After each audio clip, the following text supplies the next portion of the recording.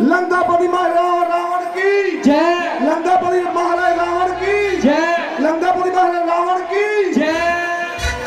खबरदार होशियार, लंकापति महाराज रावण बहदार रहे हैं। लंकापति महाराज रावण की जय, लंकापति महाराज रावण की लंकापति महाराज रावण की लंकापति महाराज रावण की।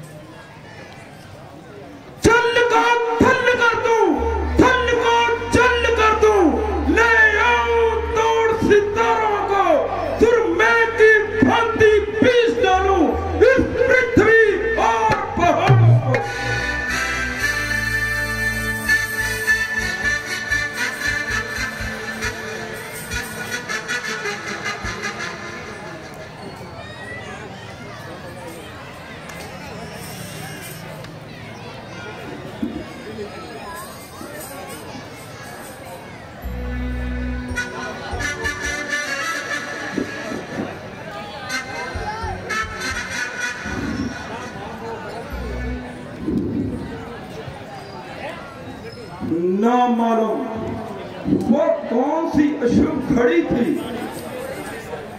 जब ये बलाय नागनी मेरे गले पड़ी थी। हाँ हाँ, जिसको मैं आराम जान समझता था वो तो मेरे लिए आफत जान हुई। जिसको मैं अमृत समझता था वो मेरे लिए विष के समान हुई। हाँ, मैं जब से उस निर्लज को चुराकर लाया हूं, ना तो नींद भरकर सोया और ना ही पेट भरकर खाया हूं।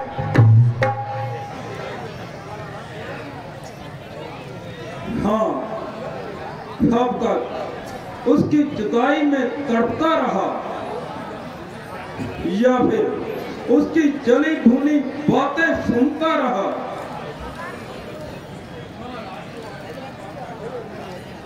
महाराज, आपको किस बात का डर है?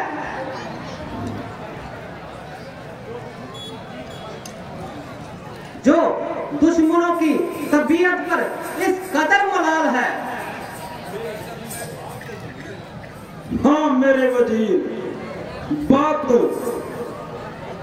बिल्कुल गंभीर है। मेरी तबीयत जिस कारण से मगनीन है वो तो आप सबको अच्छी तरह से मालूम है। वो हनुमान जब से सबकी आंखों में धूल झोंक गया और यहाँ आकर कई बहादुरों के कत्ल कर गया, तब से ही मेरी तबीयत को बड़ा क्लेश है। हाँ, और इस वक्त भी यही सवाल दरपेश है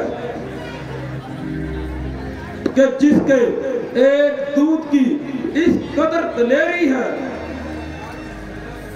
और इस प्रकार की सेना तो वहां उनके और भी बथेरी है।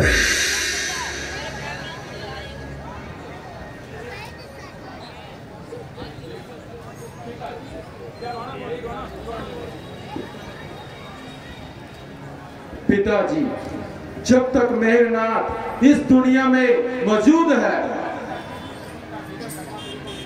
तो आपका किसी किस्म का फिक्र करना बिल्कुल बेहूद है। मैं वही मेघनाथ हूं, वही मेघनाथ जिसका वो हनुमान एक झटका भी ना सहार सका और मेरे सामने बिल्कुल भी दम ना मार सका। हनुमान को तो मैं बिल्कुल मामूली इंसान समझता हूं। हाँ, लेकिन भागते के पीछे भागना अपने कसरे शान समझता हूं।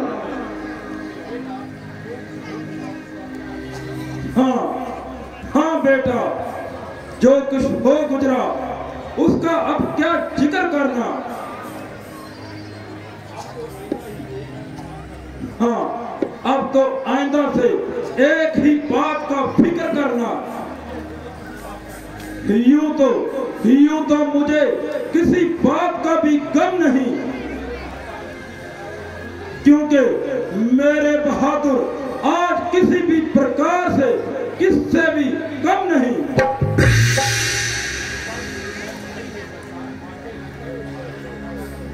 बल्कि मैं बड़ाई नहीं करता, मगर लंका के बहादुरों का मुकाबला करने में तमाम जमीन पर किसी में दम नहीं।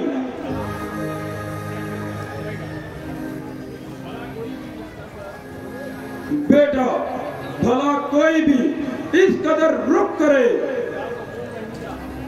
या तो वो नहीं या फिर हम नहीं।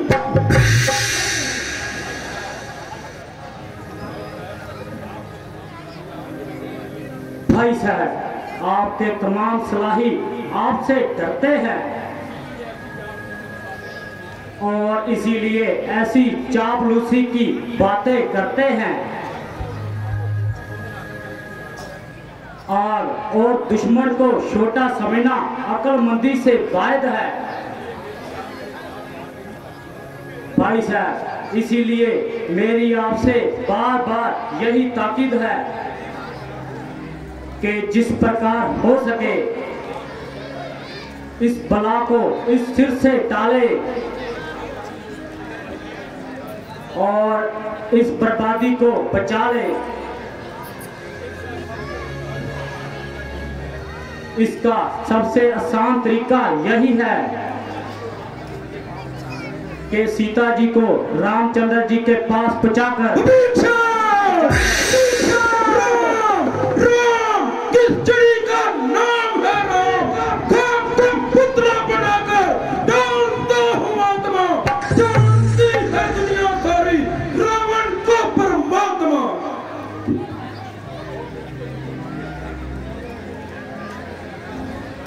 और उनको दुश्मन से अपना दोस्त बना ले। हनुमान को आप सिर्फ आंखों से देख भला कर चुके हो, बल्कि उसकी ताकत का भी पड़ताल कर चुके। चचा साहेब, चचा साहेब, चचा साहेब, बस बस बहुत हो चुकी। जरा सा खामोश हो जाइए। अगर आपको वो रामचंद्र का इतना ही खौफ है तो कहीं रुखसत हो जाइए। खानदान पर चाहे जितनी भी तबाही मचे, कहीं ऐसी जगह छिपना जहां तुम्हारी जान बच जाए। आप जैसे बेगैरत और कायर इंसान के कारण ही हमारे खानदान में ना ही पैदा होते, ना ही हम अपनी किस्मत को रोते। बहन की नाक काटी जाए और भाई को शर्म न आए। जाओ जाओ, जल्दी जाओ। अगर आखिरकार मौत दिख जाए तो फिर सिर झुकाने को जगह न पाएगी। अरे नदान और गुस्ताख लड़के, तू इस कदर इतनी जबान चला रहा है और जमीन आसमान के कुंडल ला रहा है। माना कि तू अभी जवानी के नशे में चूर है, मगर अकल से कोसा दूर है। तू इस वक्त इतनी शकी जता रहा है और अपने आप को लासानी सुरमा बता रहा है। कल तू कहां मर गया था जब अकेला हनुमान हजारों की हेटी कर गया? चचा साहेब, अपनी चुप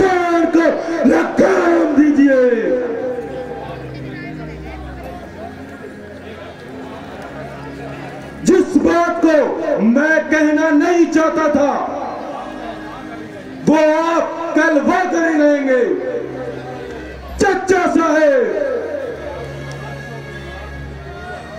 इसमें भी आपकी साजिश और मजाल की बदबू आती है।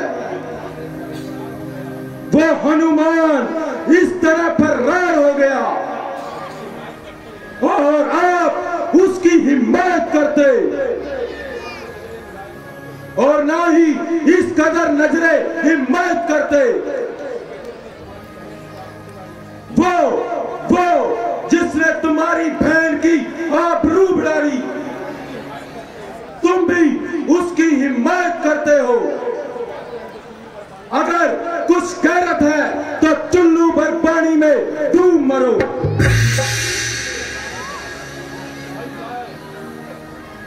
भाई साहब,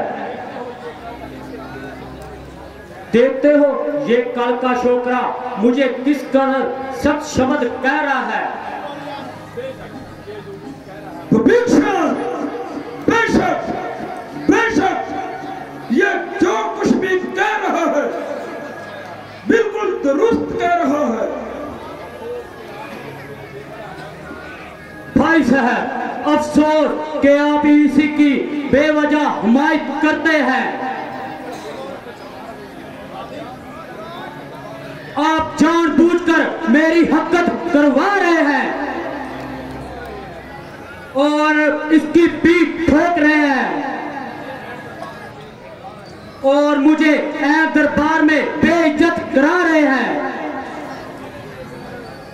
अरे बेगैरत, अगर मैं इसकी हिमायत भी करता हूं तो क्या ये दुश्मन का तलबगार तो नहीं, या तुम्हारी तरह कौमी और मुल्की गद्दार तो नहीं।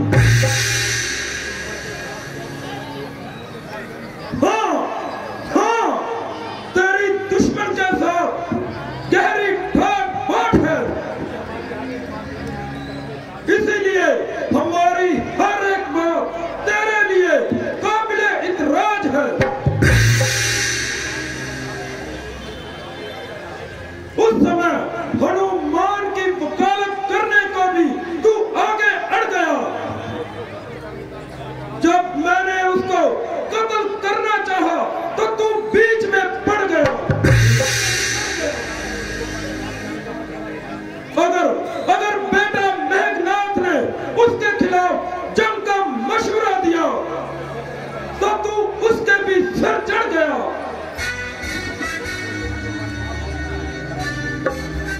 हाँ, पूरी की पूरी लंका में अगर जरा सा भी कोई उसके खिलाफ बोलता है तो तू झट जुबान टटोलता है। भाई साहब, ये आपकी भूल है। मेरी निस्बत ऐसा ख्याल करना बिल्कुल फजूल है।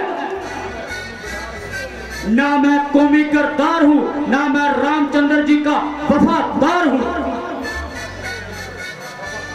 बल्कि आपका सच्चे दिल से वफादार हूं। आपके सीने के बदले अपना खून बहाने को तैयार हूं, मगर इस आने वाली खराबी को देखकर मैं जरूर अश्कबार हूं। जो आप सहेड़ रहे हैं और सोती राड को छेड़ रहे हैं, एक स्त्री वो भी पराई जिसके लिए इतनी खून खार लड़ाई।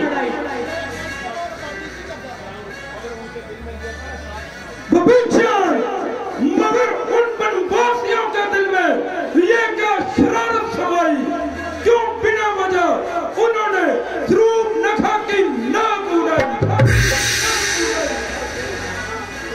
अरे बेहया, क्या अब भी तुझको शर्म नहीं आई?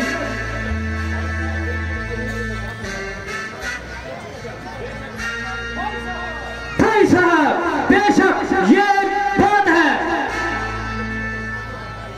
जिसने आपकी तबीयत इस कदर भड़काई है और खामखा उनके सिर आई है। शर्म शर्म, गैरत गैरत। विभीषण जरा कान खोल कर सुन ले, तेरी निस्बत चारों तरफ से नाराजगी का इजहार है और हर तरफ से तुम्हारे लिए लानत और गैरत की बौछार है। जबकि मेरा हर एक बहादुर मरने मारने को तैयार है, बस मेरी तरफ से ही इनकार है।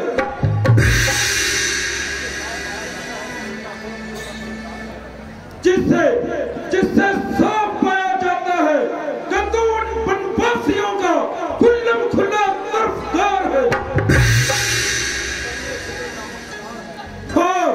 और पूरी की पूरी लंका में परले सिरे का मक्कार है। लानत है, फिटकार है, अरे तेरी जिंदगी पर भी धिक्कार है।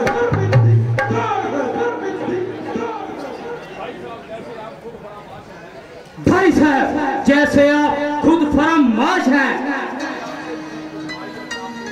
और वैसे ही आपके शमीर मसलूफ हैं, बेशक इस कदर आपके सुर में सुर मिला रहे हैं,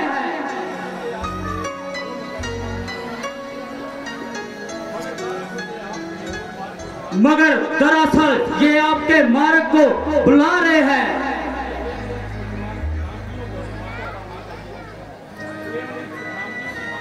केवल इस शशातियों की बातों पर ना जाएं और इस मामले पर अच्छी तरह गौर फरमाएं। अरे पाची मक्कार, बेगैरत गद्दार, तू इसी वक्त यहाँ से कपूर हो जा और मेरी आंखों के सामने से दूर हो जा। तेरी जान की सलामती इसी में है कि तू जल्द से जल्द यहाँ से दरबार छोड़कर भाग जा। अरे बेहया, अगर जब वो तेरी कुछ भलाई करता तो तू तभी उसकी हमदर्दी का दम भरता है। वो बनवासी तेरी बहन की इज्जत पर हाथ डाले तो तुझको शर्म ना आए। हाँ, मेरे बहादुर खारो दुखन को फौज समेत कत्ल करे और तेरा खून दोष ना खाए। अरे निर्लज, इस बेहयाई की जिंदगी से तो बेहतर था कि तू कुछ खाकर मर जाता, ताकि तेरा खात्मा तो हो जाता। अगर मैं तेरी बातों पर जाता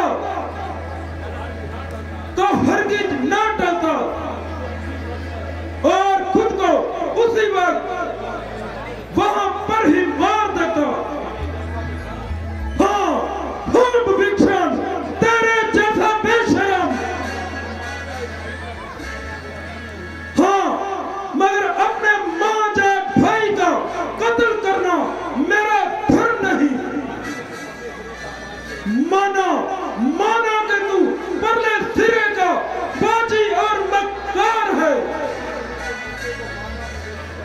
मगर तेरे जैसे मुर्दे को मारना भी मेरी कसरे शान है।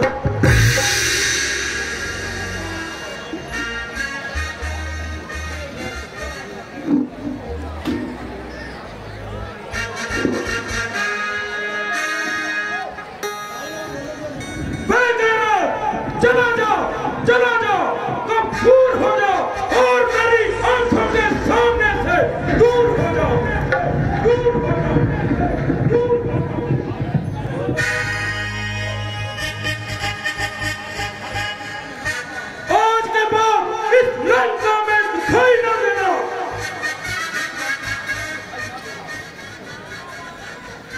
शाबाश।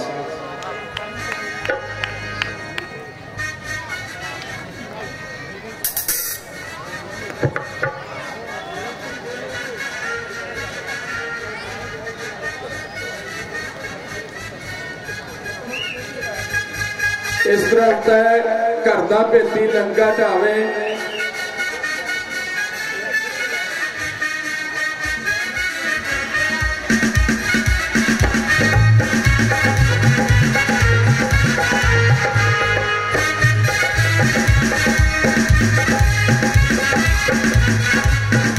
तो सीन देख रहे सी, बड़ी जबरदस्त